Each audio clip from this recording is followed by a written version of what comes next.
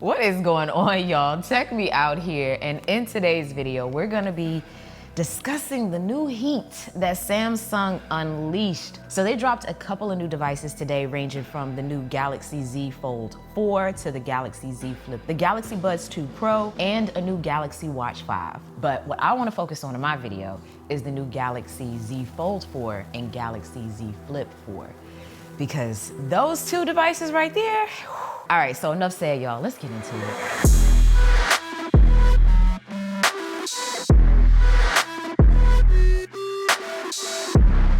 I have the previous generations of both phones. So the Z Flip 4 in itself is unique with its design. Like, how many phones out there can you say can do this? You know what I mean?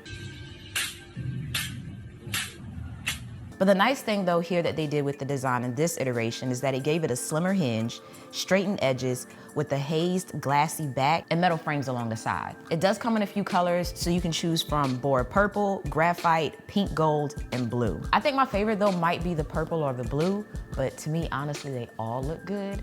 But if you really want to customize it and make it more of your own, you can actually head over to Samsung's website and design your own Flip 4 Bespoke Edition. That's gonna let you customize the glass colors and the frame options and give you over like 75 different combinations. I'm gonna have some links down below for you so that you can see any of the products that I'm mentioning. But outside of the Z Flip 4 having a slimmer design, it's for the most part very similar to the Z Flip 3 in terms of looks.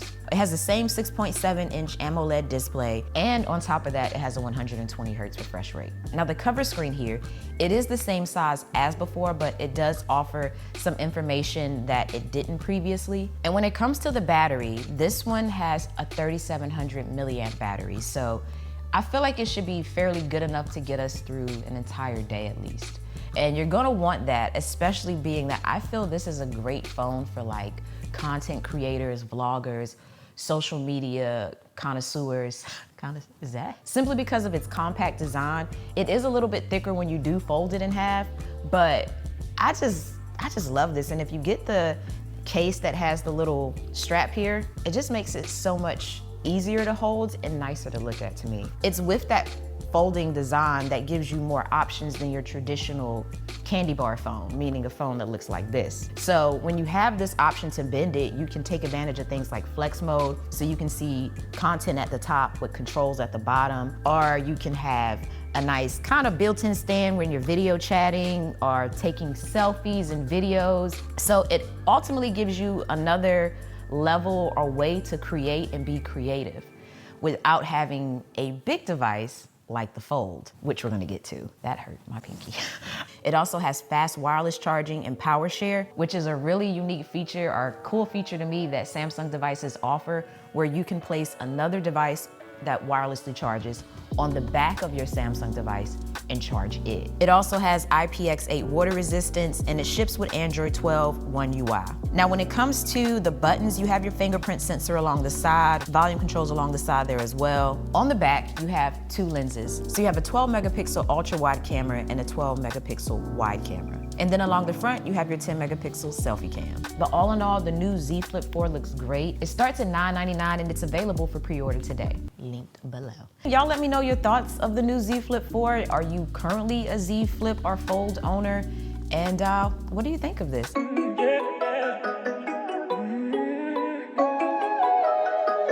So we're gonna put the Flip over there. Now we're gonna jump into the Fold. I don't know about y'all. Actually, this is what I really wanna know. I haven't really seen either device out in the wild like that. Like, meaning when I'm out and about, I haven't really seen a lot of people with the Fold and the Flip.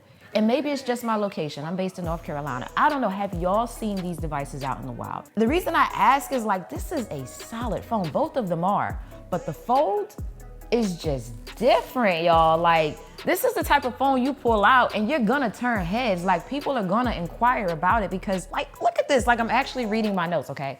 I'm actually reading my video notes things that I wanna talk about. I'm reading it from this screen, and it is just so nice to look at and use. It just takes productivity to that next level because you have a clamshell design again, but in a different way. Instead of it folding like this folds like that. Isn't that neat? With this one, you have the same display size as the previous iteration, a 7.6-inch AMOLED screen. However, with this model, the resolution is better. You also have a brighter screen, the under-display camera is a little bit less visible, and social media apps now take better advantage of the screen real estate in which you have. But now with this shipping with Android 12L, you actually will get a special version of Android that's created by Google for large screen experiences, like foldables. But on top of those changes, something else you'll notice are games are gonna be snappier thanks to the Snapdragon 8 Plus Gen 1 mobile platform. We also have a new look with the design, as it does have a slimmer hinge, it's lighter weight, and it has more narrow bezels, which means you should notice that you have a slightly wider screen, which is gonna make one-handed usage like this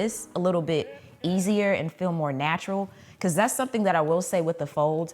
When you have it folded like this, the little candy bar design is like slimmer than your typical phone. So it looks and feels a little bit odd, but with it being a little bit wider, it can give you more of an experience that you might be used to. Now, along the back of the phone, you're gonna have 3 lenses, a 12 megapixel ultra wide, a 50 megapixel wide angle, and a 10 megapixel telephoto. And of course, with larger phones like this, you are gonna have a larger battery, with this one coming in at 4,400 milliamps. I see that lasting me well beyond a day and on to the next day, depending on how heavy into my usage I get. Now, color-wise, this one comes in burgundy, gray green, beige, and phantom black. I think I'm gonna have to go with the burgundy or the gray green. Either will do. Now, the Z Fold 4 starts at $17.99 and it is available for pre-order today. And for those of you that are interested in either device, I highly encourage you to go ahead and pre-order it, because right now, if you were to order the Z Flip 4 between August 10th and August 25th, you'll receive a complimentary memory upgrade to double your storage. Plus, you'll get up to $900 off with an eligible trade-in,